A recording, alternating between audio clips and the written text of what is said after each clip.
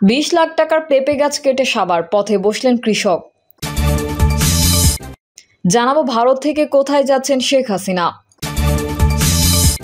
বিদ্যুৎ সরবরাহ অব্যাহত থাকবে, বকেয়া পরিশোধ চায় আদানি গ্রুপ। জানাবো ভারতের প্রতিরক্ষা মন্ত্রীর বক্তব্য উস্কানিমূলক, বললেন রিজভী। এবং সর্বশেষ জানাবো গাংনীতে বোমা মেরে টাকা মোটরসাইকেল ছিনতাই, আহত 2। এতক্ষণ শুনছিলেন সংবাদ শিরোনাম, এবার বিস্তারিত। তবে তার আগে অনুরোধ থাকবে আমাদের চ্যানেলটি সাবস্ক্রাইব করে বেল আইকনটি ক্লিক করুন। 20 লাখ টাকার পেঁপে গাছ কেটে সাবার পথে বসলেন কৃষক। চুয়াডাঙ্গার দর্শনা থানার পারকৃষ্ণপুর মদনা ইউনিয়নের 6ঘরিয়া গ্রামের কাঠগোলাপ মাঠে দাউদ মণ্ডলের 3 বিঘা জমির 1200 ফলন্ত পেঁপে গাছ কেটে দিয়েছে দুর্বৃত্তরা। এতে প্রায় 20 লক্ষাধিক টাকার ক্ষতি হয়েছে কৃষকের। প্রত্যক্ষদর্শীরা জানান, পূর্বশত্রুতার জের ধরে একই গ্রামের বিল্লাল হোসেনের ছেলে ইসমাইল, আব্দুল কাদের এবং ওসমান গনির ছেলে ফরহাদ, রিপন সহ কয়েকজন দুর্বৃত্ত শুক্রবার সকাল 8টার দিকে সশস্ত্র অবস্থায় পেঁপে খেতে গিয়ে ক্ষেত মালিক দাউদ মণ্ডলের উপস্থিতিতে তার সব ফলন্ত পেঁপে গাছ কেটে সাবার করে দিয়েছে। পেঁপে ক্ষেতের মালিক দাউদ মণ্ডল জানান, ঘটনার সময় তিনি তার পেঁপের ক্ষেতে কাজ করছিলেন। হঠাৎ করে তার গ্রামের উল্লেখিত কয়েকজন দুর্বৃত্ত সংঘবদ্ধভাবে তার 3 বিঘা জমির ফলন্ত পেঁপে গাছ সম্পূর্ণ কেটে তাকে পথে বসিয়েছে। এতে তার কমপক্ষে 20 লাখ টাকার উপরে ক্ষতি করেছে বলে তিনি কান্নায় ভেঙে পড়েন। প্রত্যক্ষদর্শী ইসহাক আলী, বাবুল ও সাইদ জানান, তারা হামলাকারীদের করজোরে নিষেধ করার পরও জোর করে ন্যাক্কারজনক এই ঘটনা ঘটিয়েছে। এর বিচার হওয়া উচিত বলে তারা দাবি জানান। এই ব্যাপারে ক্ষতিগ্রস্ত দাউদ মণ্ডল দর্শনা থানায় লিখিত অভিযোগ করেছেন। দর্শনা থানার পুলিশ ক্ষতিগ্রস্ত পেঁপে ক্ষেত পরিদর্শন করেছেন। দর্শনা থানার ওসি বিপ্লব কুমার সাহা বলেন, লিখিত অভিযোগ পেয়েছি, জরুরি ভিত্তিতে আইনগত ব্যবস্থা নেওয়া হবে। দামুড়হুদা উপজেলা কৃষি কর্মকর্তা শারমিন আক্তার জানান, কারো গাছ ফসল কেটে ক্ষতিসাধন করাটা অন্যায়। একজন কর্মকর্তাকে ঘটনাস্থলে পাঠানো হয়েছে। কৃষি বিভাগ ক্ষতি নিরূপণ করে ক্ষতিগ্রস্ত পেঁপে চাষিকে সব ধরনের সহায়তা করবে। ভারত থেকে কোথায় যাচ্ছেন শেখ হাসিনা? কোথায় আবাস গড়বেন সাবেক প্রধানমন্ত্রী শেখ হাসিনা? দেশে ফিরবেন কবে? নাকি ভারতেই রাজনৈতিক আশ্রয় নিয়ে থেকে যাবেন?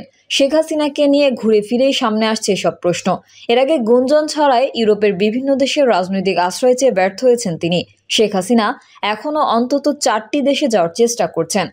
যুক্তরাজ্য, সংযুক্ত আরব আমিরাত, সৌদি আরব অথবা ফিনল্যান্ডে যাওয়ার চেষ্টা করছেন বাংলাদেশের সাবেক এই প্রধানমন্ত্রী। অস্ট্রেলিয়া ভিত্তিক ওয়েব পোর্টাল দ্য কনভারসেশনের প্রতিবেদনে এমনটি বলা হয়েছে। তবে এমন কথা আগেও ছড়িয়েছিল বিভিন্ন মাধ্যমে। সেই সময় যুক্তরাষ্ট্রে বসবাসরত শেখ হাসিনার ছেলে সজীব ওয়াজেদ জয় জানান, তার মা আপাতত কোথাও যাচ্ছেন না, কোথাও যাবার জন্য আবেদনও করেননি। নির্বাচনের তারিখ ঘোষণা হলে তিনি দেশে ফিরবেন বলেও জানান জয়। ওই প্রতিবেদনে উঠে এসেছে, ভারত শেখ হাসিনাকে রাজনৈতিক আশ্রয় দিলে ফেরত পাঠানোর সমীকরণটা কেমন হবে।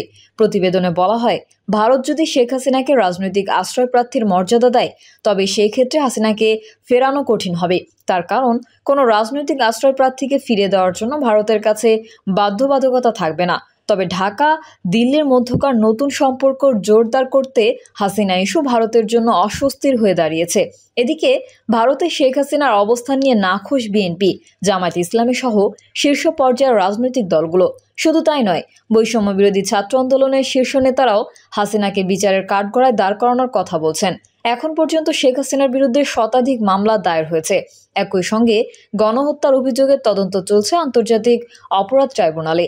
এমন অবহে ভারতীয় সংবাদ সংস্থার পিটিআই এর সঙ্গে এক সাক্ষাৎকারে হাসিনাকে ভারত থেকে ফিরিয়ে বিচারের মুখোমুখি করার কথা জানিয়েছেন অন্তর্বর্তীকালীন সরকারের প্রধান উপদেষ্টা ডক্টর মোহাম্মদ ইউনূস। উল্লেখ্য, গত জুলাইয়ের শুরুতে বৈষম্য বিরোধী ছাত্র আন্দোলনের ব্যানারে সরকারি চাকরিতে কোটা সংস্কার আন্দোলনে নামেন শিক্ষার্থীরা। ওই আন্দোলন দমনে ছাত্রলীগ সহ তৎকালীন ক্ষমতাসীন আওয়ামী লীগের বিভিন্ন সংগঠন ও আইনশৃঙ্খলা রক্ষাকারী বাহিনীর হামলার নির্যাতনের এক পর্যায়ে তা সরকার পতনের আন্দোলনের রূপ নেয়। কোটা সংস্কার আন্দোলন দমন করতে গুলি করে মারা হয় শিক্ষার্থী সহ বিভিন্ন পেশাজীবীদের। এক পর্যায়ে ছাত্র জনতার তুমুল আন্দোলনের মুখে 5ই আগস্ট পদত্যাগ করে দেশ ছেড়ে ভারতে যান শেখ হাসিনা, যার মধ্যে দিয়ে আওয়ামী লীগের টানা প্রায় 16 বছরের শাসনামলের অবসান ঘটে। বিদ্যুৎ সরবরাহ অব্যাহত থাকবে, বকেয়া পরিশোধ চায় আদানি গ্রুপ। বাংলাদেশের কাছে বিদ্যুৎ সরবরাহ বাবদ $800 মিলিয়ন বেশি পাওনা ভারতের আদানি গ্রুপের। এই অর্থ দ্রুত পরিশোধের জন্য বর্তমান অন্তর্বর্তী সরকারকে তাগিদ দিয়েছে ভারতীয় প্রতিষ্ঠানটি। তবে বকেয়ার জন্য ভারত থেকে বিদ্যুৎ সরবরাহ বন্ধ করা হবে না বলেও জানানো হয়েছে। ভারতীয় আর্থিক ও ব্যবসা বিষয়ক সংবাদ মাধ্যম মানি কন্ট্রোল শুক্রবার এক প্রতিবেদনে এই তথ্য জানিয়েছে। আদানি গ্রুপের একটি সূত্র সংবাদ মাধ্যমটিকে বলেছে, বকেয়া দ্রুত পরিশোধের জন্য বাংলাদেশের অন্তর্বর্তী সরকারকে অনুরোধ জানানো হয়েছে। বাংলাদেশকে জানানো হয়েছে, বিদ্যুৎ কেন্দ্র তৈরিতে অর্থদাতাদের চাপে আছে আদানি গ্রুপ। ঝাড়খণ্ডে তৈরি করা আদানির 1600 মেগাওয়াটের গোন্ডা বিদ্যুৎ কেন্দ্রের সঙ্গে বাংলাদেশের বিদ্যুৎ উন্নয়ন বোর্ডের চুক্তি আছে। প্রতি মাসে বিদ্যুৎ সরবরাহ বাবদ আদানি গ্রুপকে $90 থেকে $100 মিলিয়ন দিতে হয় বাংলাদেশকে। গোড্ডা বিদ্যুৎ কেন্দ্রের সব বিদ্যুৎই বাংলাদেশে আসে। 2023 সালের জুনে বিদ্যুৎ কেন্দ্রটিতে বিদ্যুৎ উৎপাদন শুরু হয় ও ওই মাস থেকেই বাংলাদেশে বিদ্যুৎ সরবরাহ শুরু করে তারা। ভারতের প্রতিরক্ষা মন্ত্রীর বক্তব্য উস্কানিমূলক, বললেন রিজভী। বাংলাদেশ নিয়ে ভারতের প্রতিরক্ষা মন্ত্রী রাজনাথ সিং এর বক্তব্য ইঙ্গিতপূর্ণ এবং উস্কানিমূলক বলে মন্তব্য করেছেন বিএনপির সিনিয়র যুগ্ম মহাসচিব অ্যাডভোকেট রুহুল কবির রিজভী। সাংবাদিকদের সঙ্গে আলাপকালে রিজভী বলেন, একটি বিষয় আমি অত্যন্ত উদ্বেগের সঙ্গে জানাচ্ছি যে ভারতের প্রতিরক্ষা মন্ত্রী রাজনাথ সিং ভারতের সেনাবাহিনীর কমান্ডারদের সঙ্গে বৈঠকে বলেছেন, যুদ্ধের মাধ্যমে শান্তি প্রতিষ্ঠার জন্য সেনাবাহিনীকে প্রস্তুত থাকতে হবে। এটা তাদের দেশের ব্যাপার, তাদের দেশের নিরাপত্তার ব্যাপার। তিনি বলেন, আমাদের উদ্বেগের বিষয় যা আপনাদের আশঙ্কার কারণ তৈরি করেছে। তিনি বলেছেন, রাশিয়া, ইউক্রেন, হামাস ও বাংলাদেশের পরিস্থিতি পর্যবেক্ষণ করা হচ্ছে। বাংলাদেশে তো কোনো যুদ্ধ হচ্ছে না। এখানে শতাব্দীর সেরা গণ আন্দোলনের মাধ্যমে স্বৈরাচার সরকারের পতন ঘটানো হয়েছে। এটা আমাদের নিজেদের বিষয়। আমাদের উপর দানব চেপে বসে আমাদের রক্ত চুষে খাচ্ছিল। জনগণের পকেট কেটে তারা হাজার হাজার কোটি টাকা পাচার করেছে। সেই দানব সরকারকে হটাতে ছাত্র জনতা আন্দোলনের মাধ্যমে তাদের রক্ত দিয়ে লড়াই করেছে, আন্দোলন করেছে। সেই আন্দোলনের মুখে দানব সরকারের প্রধান পালিয়ে গেছেন। বিএনপির এই সিনিয়র যুগ্ম মহাসচিব বলেন, বাংলাদেশে এখন স্বাভাবিক পরিস্থিতি বিদ্যমান। বাংলাদেশ একটি স্বাধীন সার্বভৌম রাষ্ট্র। Rajnath Singh Russia, Ukraine, Israel, হামাসের সঙ্গে বাংলাদেশের নাম বলা ইঙ্গিতপূর্ণ এবং উস্কানিমূলক। এ বিষয়ে বাংলাদেশের সব ছাত্র জনতাকে সতর্ক থাকতে হবে। তিনি বলেন, নানান ধরনের দুরভিসন্ধি এখনো চলছে। যারা পরাজিত হয়েছে তাদের আছে বিপুল পরিমাণ কালো টাকা। বিগত 16 বছরে এই কালো টাকা তারা কামিয়েছে। এখন তারা এই কালো টাকা ব্যবহার করে নানান ষড়যন্ত্র করছে। পোশাক শ্রমিকদের তারা নানাভাবে ব্যবহার করার চেষ্টা করছে। গোটা দেশকে অস্থিতিশীল করার জন্য তারা গভীর ষড়যন্ত্রে মেতে উঠেছে। রাস্তায় ব্যারিকেড দিয়ে দেশকে দুর্যোগের মধ্যে ফেলে দেওয়ার চেষ্টা করছে। দেশবাসীকে এই বিষয়ে সতর্ক থাকতে হবে। আশুলিয়ায় শ্রমিকদের উস্কানি দিচ্ছে এই অশুভ শক্তি। আবার এই ছাত্র জনতা শ্রমিকরা মিলে তাদের প্রতিরোধ করতে হবে। রিজভী আরও বলেন, বিগত 16 বছরে প্রায় 100টির মতো বিদ্যুৎ কেন্দ্র স্থাপন হয়েছে। ভারতের আদানি গ্রুপের সঙ্গে খসড়া চুক্তি বা শর্ত সই করে তাদের সঙ্গে হাজার হাজার কোটি টাকা লেনদেন করেছে। কারণ তাদের মধ্যে পার্সেন্টের ব্যাপার আছে। টেবিলের নিচ দিয়ে হাজার হাজার কোটি টাকা লেনদেন হয়েছে।